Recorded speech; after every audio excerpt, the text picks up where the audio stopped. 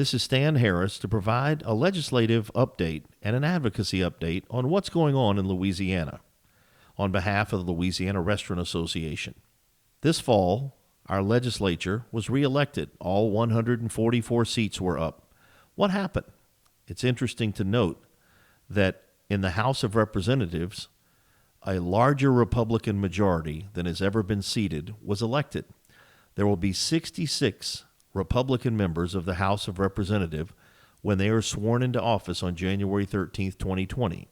There'll be 2 who represent themselves as independents or no party, and the balance will be Democrats. This is probably the most interesting and conservative body that we have seen in the House of Representatives since Reconstruction.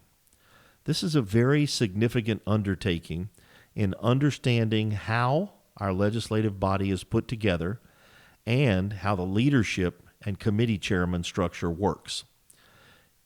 In the Senate, there are 39 members, and for the first time, it will have a supermajority of Republican members of 27 Republican senators, and the remaining 12 will be Democrats.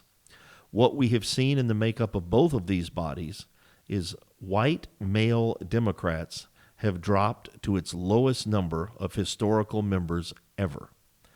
What will change? First and foremost will be the budget process.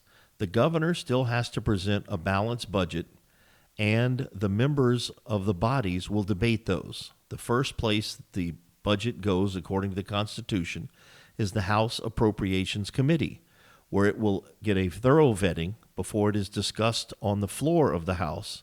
And if approved, it will go over to the Senate, where it is vetted by the Senate Finance Committee and then voted on by the full Senate. If there are amendments to the House version that came over, then it has to go back to the House for concurrence or what's known as accepting those amendments.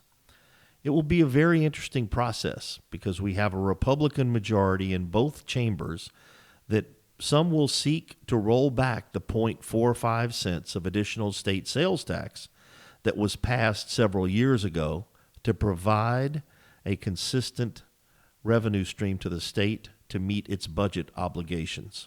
When we talk to people about policy initiatives that we expect to see, the governor has already stated that he wants to make an investment in higher education, which has not received significant dollars in many, many years. Additionally, they will be looking for dollars to invest in early childhood development. This includes education and other development tools and resources to help prepare young kids for the education process. Lastly, we have a huge backlog of infrastructure that hasn't been addressed in a long period of time.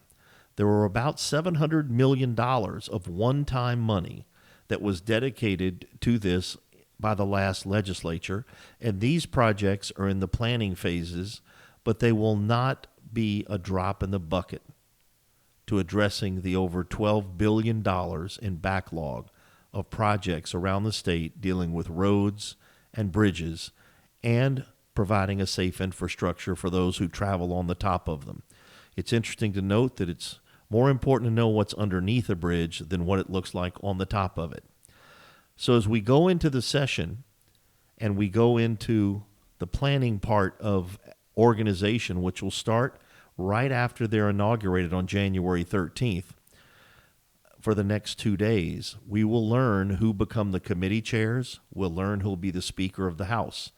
The Senate has already indicated that their president will be Senator Paige Cortez, a third-term small business person from Lafayette.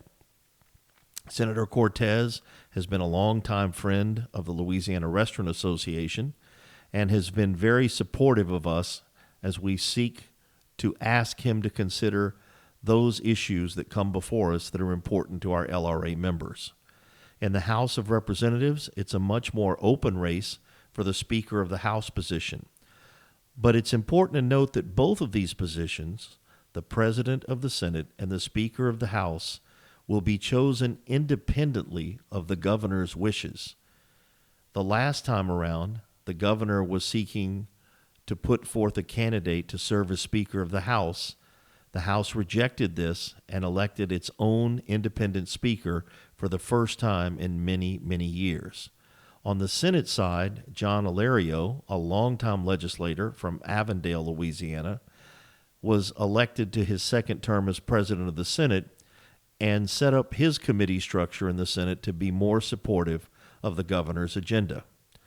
This isn't a good thing or a bad thing. It's just the way politics and the parliamentary procedures work within the rulemaking process of each of these different bodies.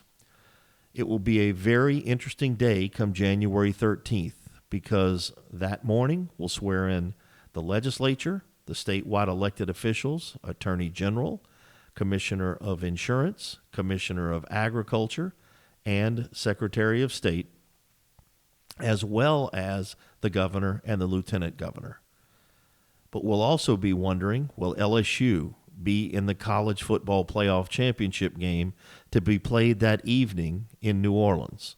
The one thing that we're fortunate about is because of the confluence of a potential Saints playoff game on that Sunday, January the 12th, and then the college football championship game on Monday, January 13th, the governor has decided to postpone any of his inaugural events and celebrations until later in 2020.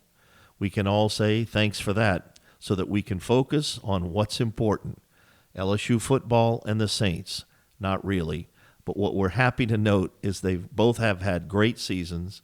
We're proud of them. We're proud of Tulane and the other schools around the state that have achieved great things this year. We've seen Southeastern, UL, and many of our other schools go on to great success. So for all of us at the LRA, if you ever have a question about what we're doing in advocacy, please reach out to us. But we want to thank you for the opportunity to serve you this year, and we look forward to continuing to serve you in 2020 and beyond.